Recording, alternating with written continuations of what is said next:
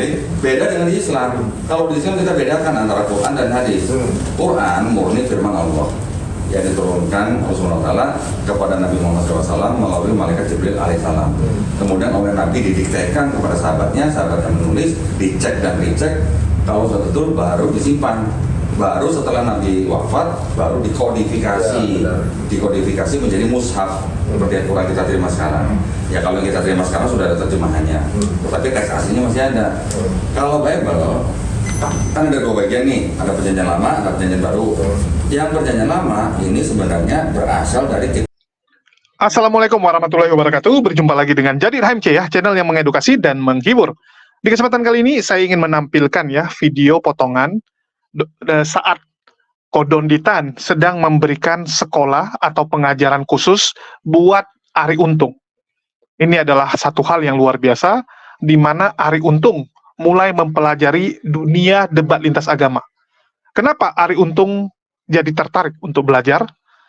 Yang pertama, kita tahu Arie Untung ya, sekarang sudah hijrah, mencoba belajar menjadi seorang muslim yang kafah. Teman-teman bisa cek dari konten-konten yang dibuat oleh Arie Untung. Semua fokus kepada Islam. Semua fokus tentang perjalanan hijrah hidup seorang muslim. Terus yang kedua, Arie Untung tergerak melihat banyaknya channel-channel Polikardus yang terus menghujat dan menghina Islam. Di mana kita bisa lihat, makin hari, makin banyak channel Polikardus yang memframing dan menjelek-jelekkan Islam. Tentu saja, sebagai seorang muslim, giro kita bangkit. Hati kita terpanggil untuk menangkis syubhat dan fitnahan tersebut.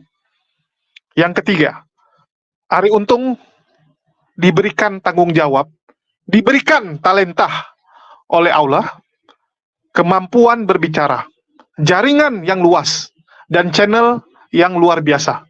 Tentu saja, semua itu demi kemuliaan Allah. Apa gunanya? Kita punya harta, punya jabatan, punya fasilitas, kalau semua hanya untuk kenikmatan diri sendiri. Tidak ada satupun yang kita gunakan untuk memuliakan Allah. Apa gunanya? Kan seperti itu. Nanti kita akan diminta tanggung jawab di akhirat nanti. Apa yang sudah kamu gunakan dengan jabatanmu, hartamu? Masa kita bilang semua untuk foya-foya, untuk kesenangan hidup kita? Celakalah orang yang seperti itu. Kita diberikan tanggung jawab. Kita diberikan kemampuan. Tentu saja kita gunakan untuk membela la ilaha illallah. Kan seperti itu. Dan Arie Untung adalah salah satu yang terpanggil untuk membela agama ini. Kita bisa lihat, makin maraknya Polikardus, dan sudah saatnya umat muslim Indonesia tahu apa yang sebenarnya terjadi. Selama ini, umat muslim terlalu diam. Selama ini, umat muslim terlalu santai, melihat bahwa ini baik-baik saja. Padahal, di luar sana begitu banyak Polikardus-Polikardus yang terus menjelekkan Islam. Ini bukan masalah agama. Tidak ada masalah antara Islam dan Kristen.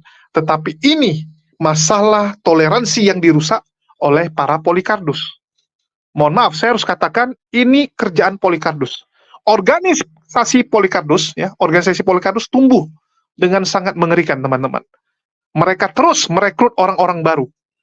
Bahkan, Elia itu ditawari jadi Polikardus. Bulan lalu dia menolak, tapi sekarang saya tidak tahu apakah masih menolak atau dia sudah join. Seperti yang dia sampaikan ya, dia ditawari jadi polemikus yang dapat kardus. Ya, jadi polemikus yang dapat kardus disebut Polikardus. Kardusnya apa? Kardusnya uang. Seperti yang dibilang Elia Miron ini.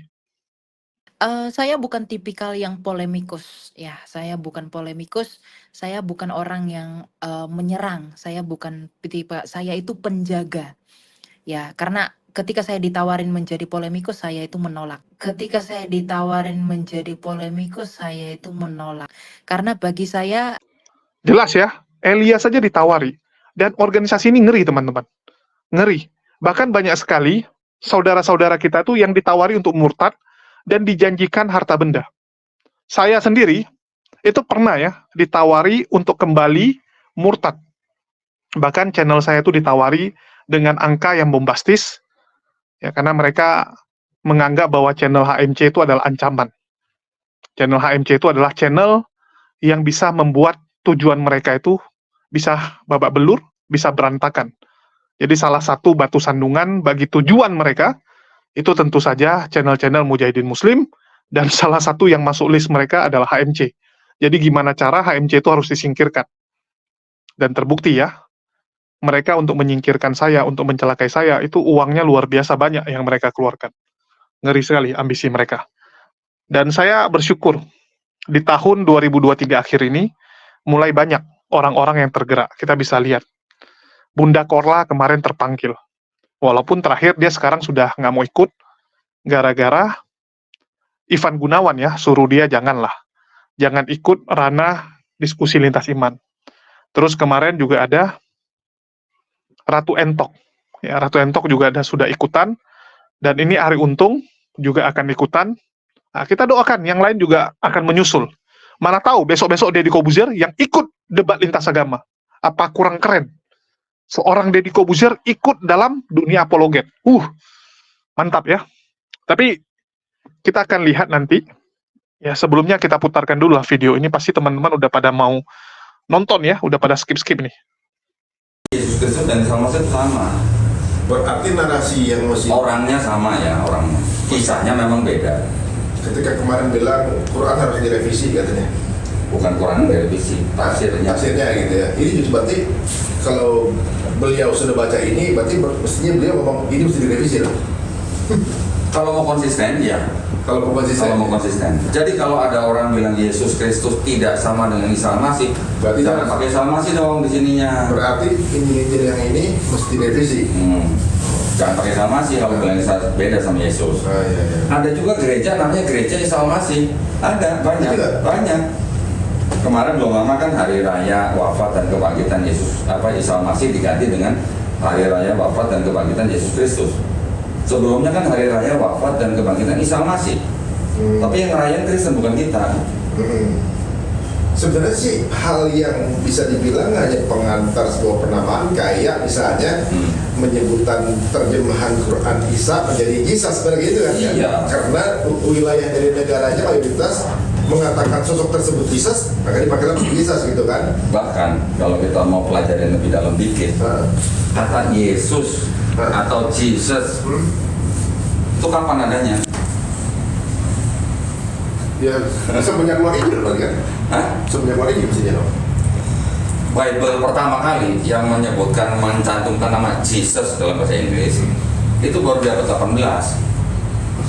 Abad 18. Tapi kan Injil udah dari Tunggu sebentar. tahun-tahun pertama sih kan? Gue koreksi dulu sebentar ya. Nah, Kita Muslim jangan sebut ini sebagai Injil. kenapa? Ini memang tulisannya Injil. Nih ya, kalau gua Dari salah, Quran kan tulisannya Injil. ya, kalau gua salah tolong koreksi. Nabi Isa bawa Injil gitu kan? Ya, kalau gua salah tolong koreksi.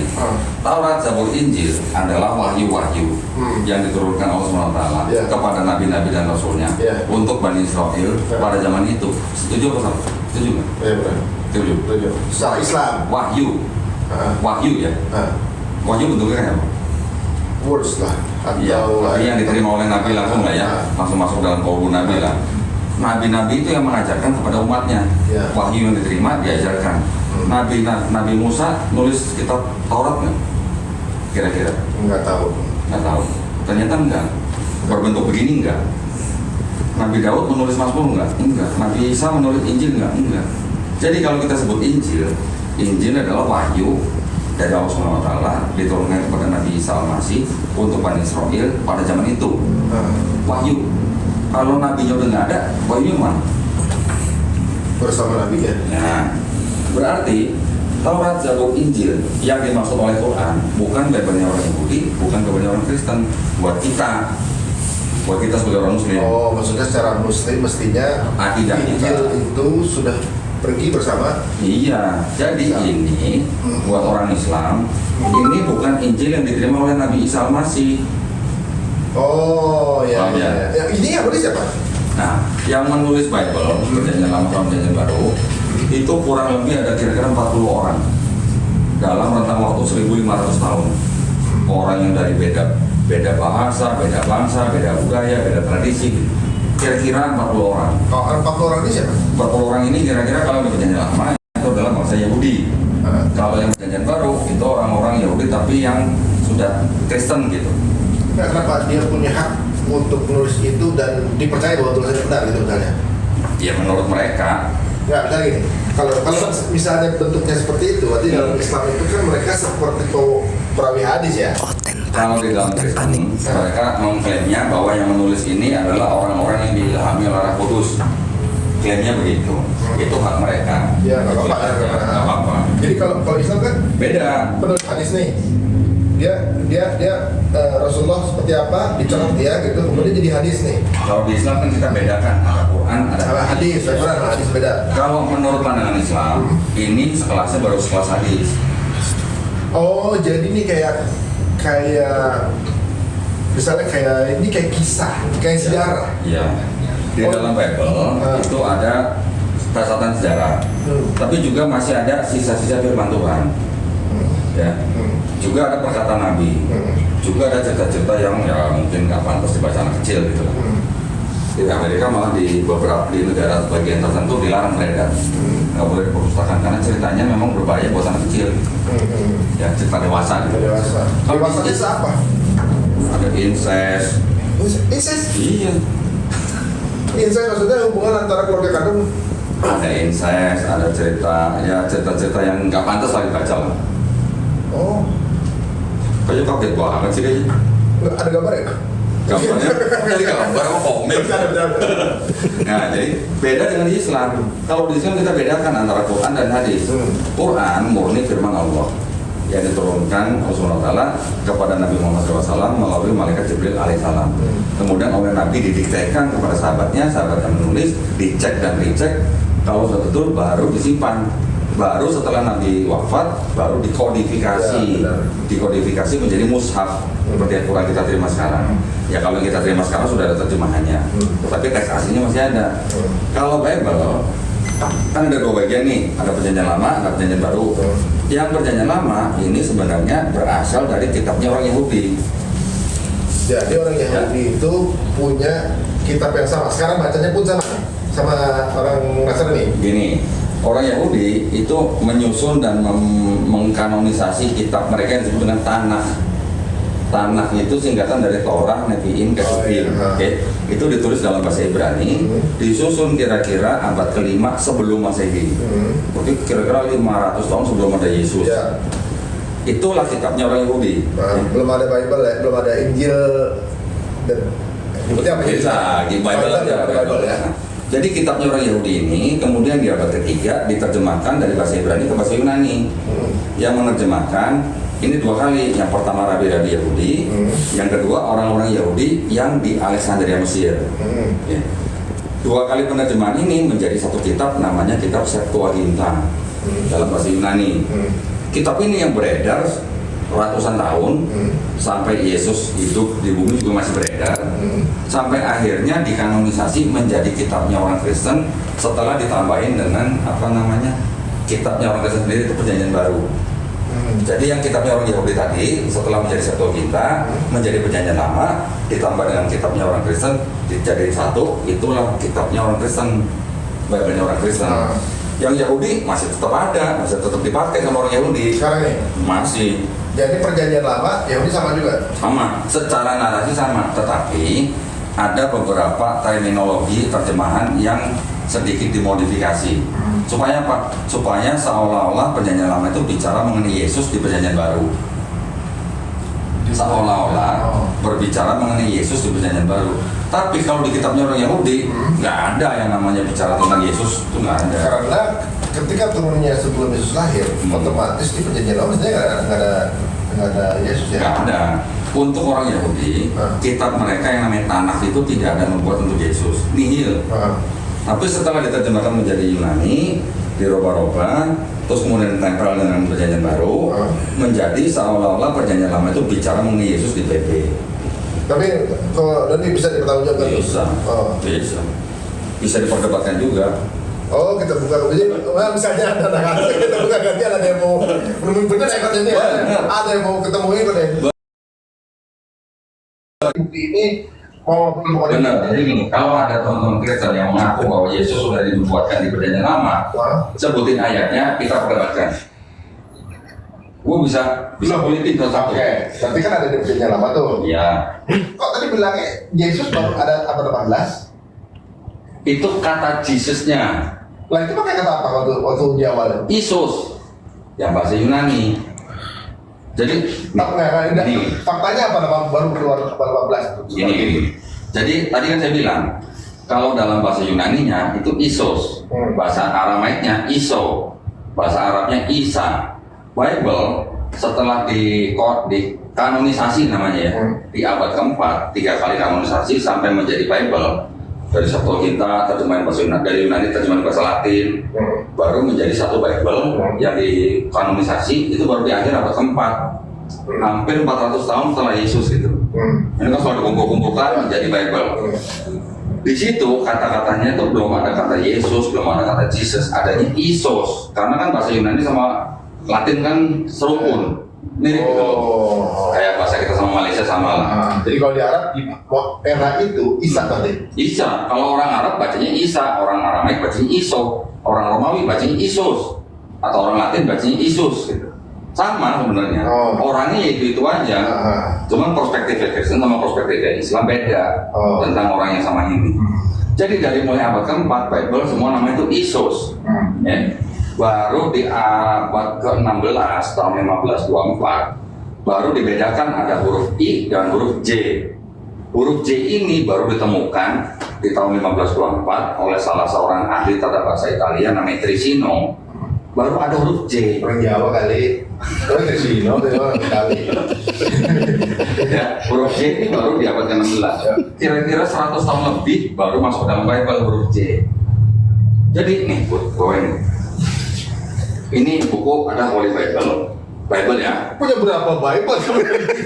ada lagi belum kayak kanan nanya mah. Ini edisi tahun 1911. Ya, 1611. King James version. Ini namanya King James version. Berarti ada versi lagi gitu. Banyak. Oh, jadi Injil bukan cuma satu version. Ada KJV, ada NIV, ada RSV, ada ESV, ada NIV, ada NIV RI. Banyak banget versi. Kenapa perubahannya? Kenapa berubah itu dan kenapa dibolehkan mengikuti itu? Ini kata Yesus dulu nih, jangan loncat nih. Loncat ya. Jadi kalau saya nggak sesuatu yang penasaran sih ya. Ya, Oke. bisa gue mau jelasin dulu nih. Bisa. Tapi ini reprint ya, ini Bible reprint bukan asli ya. Tapi isinya sama dengan aslinya. Di Bible yang terbit tahun 1611 aja, ini belum ada kata Jesus tuh belum ada. Masa? Tuh, Coba.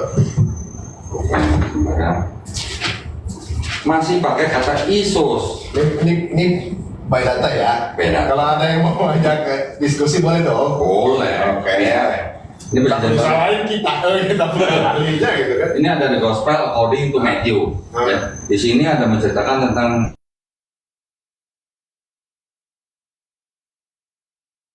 ini baru kata ini. Ini apa ditulisan ini? Yesus. Belum ada huruf J. Oh, jadi Yesusnya tuh Iesus gitu. Ya. Itu bahasa Latin atau bahasa Romawi. Jadi kalau di Arabnya Isa. kalau di Tetap. Yunaninya Yesus. Isus. Yesus, oke. Ini 1611. Yesus Bible. Christ, oke. Bukan Yesus berarti. Bukan Yesus, belum ada Bukan Yesus. Yesus. Ini orang belum pernah kata Jesus, belum ada. Oke. Ya, ini bahasa Inggris pada lo. Jadi kalau misalnya kita lihat dengan yang viral kemarin, apakah Isa dengan Yesus sama atau enggak? Berarti kalau dari segi nama beda sebelum abad 18. Betul nggak? Karena memang Yesus belum ada 18. Betul. Dari segi nama loh, bukan Ya. dari segi nama. Iya. Nah, kata Jesus dalam bahasa Inggris itu baru masuk dalam Bible, itu baru di pertengahan abad ke-18. Berarti udah kira-kira 200 tahun semenjak ditemukan huruf J. Ya, itu kalau nggak salah namanya Bible Thomson pertama kali menyebutkan kata Jesus ya. Barulah kan dibawa kemana-mana. Termasuk ke Indonesia dengan kolonialisasi kan, 3G kan, bawa Bible. Di setiap negara diterjemahin ulang dong. Nah, setelah ada Jesus, baru ke Indonesia menjadi Yesus. Oh, Indonesia. Indonesia. Nanti di Cina ada lagi Yesus. Oh, oke. Nanti di Jepang ada lagi apa lagi? Jadi sebetulnya lebih kepada evolusi dari kata Iya. namaan aja ya sebenarnya. Itu dari sisi bahasanya ya. Dari sisi bahasa, jadi nama itu memang bisa paralel. Contoh di dalam Bible-nya bahasa Inggris. Lagi yang beda lagi tadi. Dari setelah Yesus mengambil jenazah Isa, ia mengafani dengan kain yang bersih. Oh, berarti Isa dalam Quran ini benar yang ada di Umat beragama apa sekarang kalau jenazahnya dikafani? dikafani, Dikitan, memakan babi, bersujud, puasa. Puasa juga? Ada. Siap-siap kapannya, ya Oh, iya. puasa. Ya biar pas aja, maksudnya biar sama gitu. Ada. Aduh. Tapi yang disebutin kodonis semua itu kan ciri-ciri ke manusia ya. Iya. Maksudnya kan ketika sebagai manusia mau dikafan gitu kan. Iya.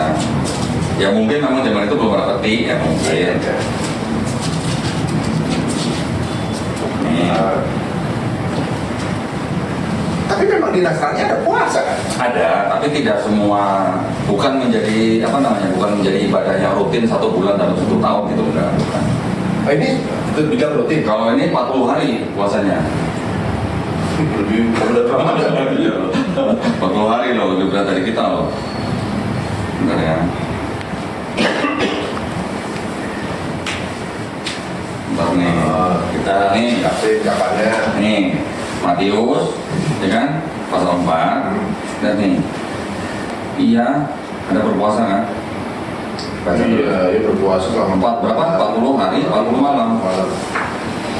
Jadi umat beragama apa yang sekarang puasanya 1 bulan dalam 1 tahun? Jadi sebenarnya yang menjalankan apa yang dijalankan oleh Yesus orang Muslim. Muslim.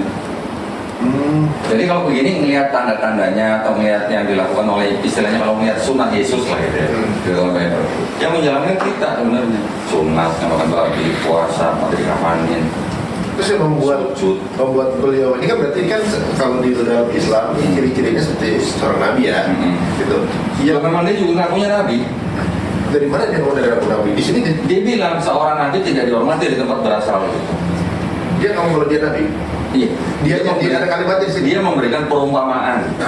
Seorang nabi tidak dihormati di tempatnya dia. Dia ngomong Seorang nabi, perumpamaan. Buat siapa tuh seorang nabi? Ya buat dia sendiri sebenarnya. Orang lain juga menyebutnya juga nabi. Nih, kok dia. Loh, kalau disebutkan di sini dia seorang nabi, berarti udah nggak ada perdebatan. Sekarang kalau utusan itu, Iya. utusan, Iya. nabi kan? Ada. Ini dulu deh, yang orang menyebut dia nabi.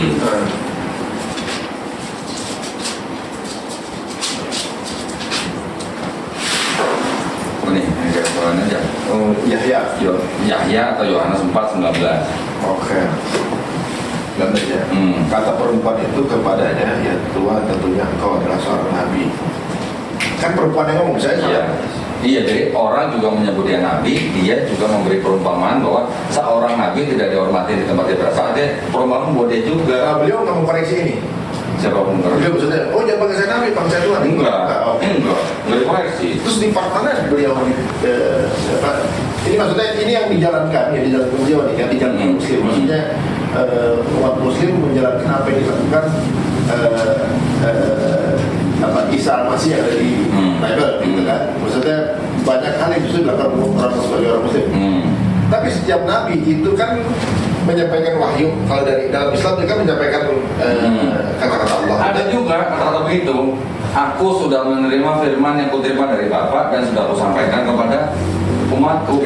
Aku diutus hanya untuk domba-domba yang tersesat dari bangsa Israel. Ada semua itu. Tapi ada syaratnya. Nih, baru mau lihat. Ada syaratnya. Ini baru mau lihat. Yohanes 17 ayat 3. Inilah hidup yang kekal, yaitu bahwa mereka mengenal engkau sebagai satu-satunya Allah yang benar dan mengenal Isa Al-Masih yang telah engkau utus. catat nggak? Berarti ini kan asyhadu an la ilaha illallah, asyhadu anna Isa Rasulullah. Iya. Catat nggak? Interesting. Jadi mikir ini interesting.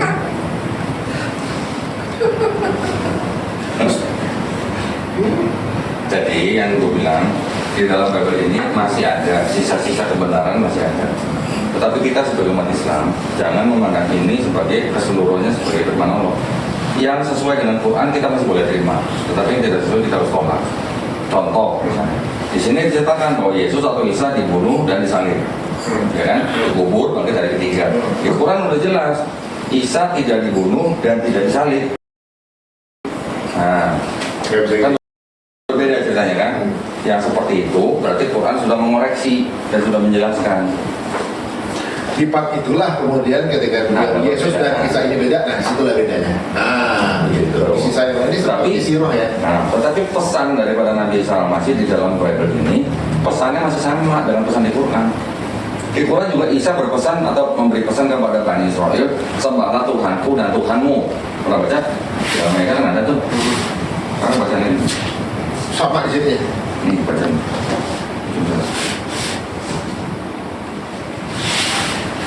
17 ya, 20. Sabda Isa kepadanya, jangan pegang aku, karena aku belum pergi kepada sang Bapa. Tapi pergilah kepada saudara-saudaraku dan katakan kepada mereka, aku akan pergi kepada Bapakku dan Bapakmu, yaitu Tuhanku dan Tuhanmu. sama nggak di Quran? Clear sih ya. Ada pesan begini, ada. Berarti kalau begini kan Isa di dalam Bible ini punya Tuhan. Iya, teman-teman sudah lihat ya. Jadi seperti itulah yang terjadi kemarin. Dan Ari Untung itu sudah mengatakan akan intens bertemu dengan Kodondi untuk belajar ya. Jadi Ari Untung ini penasaran dia. Penasaran dengan seorang Donditan.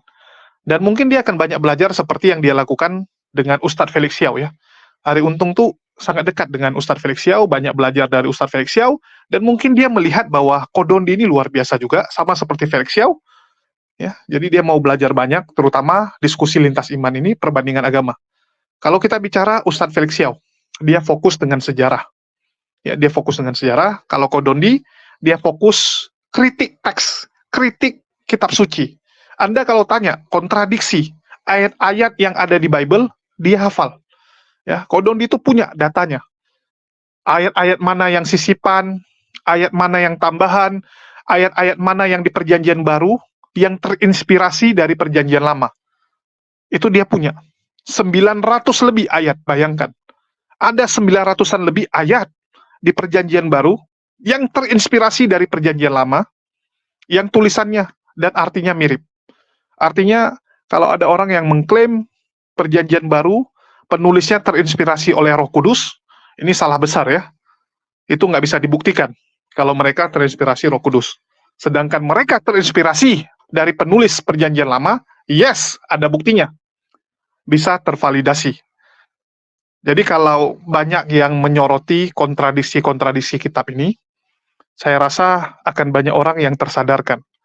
Dan saya sendiri ya, punya rencana. Kalau kalian tanya kepada saya, kita di Jadid HMC, mungkin di bulan 12 ini, untuk menyambut Hari Mualaf Sedunia, kita akan fokus membahas kontradiksi Bible. Ya, mohon maaf, kita akan coba ulik dan tampilkan ayat per ayat, supaya teman-teman di luar sana melihat sendiri. Kita akan collab dengan Kodondi tentunya, sebagai master dari Bible o Bible. Ya, master dalam hal membongkar kontradiksi-kontradiksi. Nanti kita akan bikin satu seri pengajaran, khusus membahas kontradiksi tersebut. Nantikan ya teman-teman, nantikan. Kita akan kupas semua ya. Dan ini akan membuat banyak orang terkejut. Karena kadang-kadang kalau kita nggak pakai data, orang pikir, oh gitu-gitu aja. Bahkan sering ya, kita kasih lihat ayat-ayat yang teman-teman Kristen itu nggak pernah baca sebelumnya. Mereka nggak tahu ada ayat seperti itu. Ya, mereka nggak tahu. Bahkan mereka pikir poligami di kekristenan itu sesuatu yang sangat diharamkan, sangat dibenci. Padahal rupanya, tanpa ada poligami, tidak ada Yesus. Tanpa poligami, tidak ada yang namanya bangsa Israel. Karena kalau Yakub tidak poligami, nggak akan ada 12 suku Israel.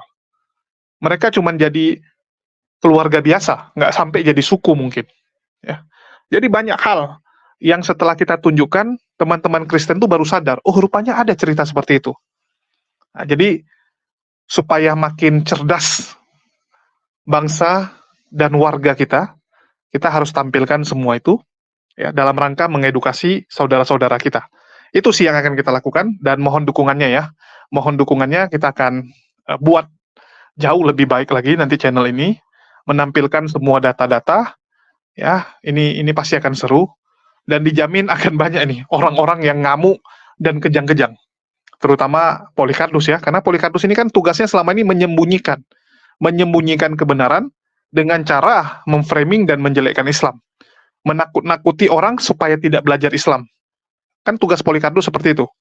Tapi setelah kita buka kebenaran ini, mereka pasti akan menjerit. Mereka pasti tidak akan terima ya. Kami jangan dibongkar, jangan ditunjukkan ayat itu, jangan gitu kan. Polycarpus akan seperti itu. Jadi bersiaplah, kita akan bongkar semua ya. Mari kita bongkar ya. Siap-siaplah para Polycarpus. Sudah tidak zamannya lagi kalian itu menutupi kebenaran.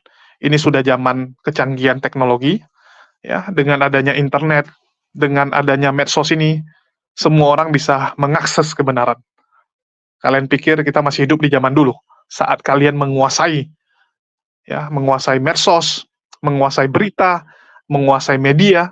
Sekarang udah nggak bisa teman-teman. Kita lihat dulu Hamas dijelek-jelekkan, disebut teroris, tapi sekarang semua mata dunia tahu bahwa Israel lah penjajah sebenarnya.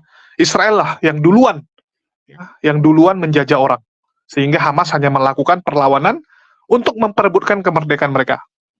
Jadi sekarang dunia udah tahu, dan bagaimana Hamas memperlakukan sandera dibandingkan dengan Israel memperlakukan sandera, orang bisa lihat. Udah nggak zaman lagi nutup-nutup teman-teman. Ini saatnya kita membongkar semua, dan semoga dengan konten-konten ini makin banyak saudara-saudara kita tersadarkan. Dan yang paling penting, teman-teman Kristen, yuk bergandengan tangan, kita lawan Polycarpus ini. Karena mereka lah biang kerok dari intoleransi di Indonesia.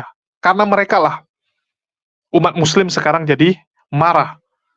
Ya, umat muslim jadi marah dan kita lihat imbasnya kurang baik sekarang. Sebenarnya kalau nggak ada Polycarpus, kita pasti akan hidup dengan sangat nyaman. Untuk itu, yuk kita lawan Polycarpus yang terus merongrong persaudaraan kita. Itu aja yang bisa saya sampaikan. Makasih buat teman-teman semua. Di akhir kata saya ucapkan, wassalamualaikum warahmatullahi wabarakatuh. Sampai jumpa di konten-konten kita berikutnya.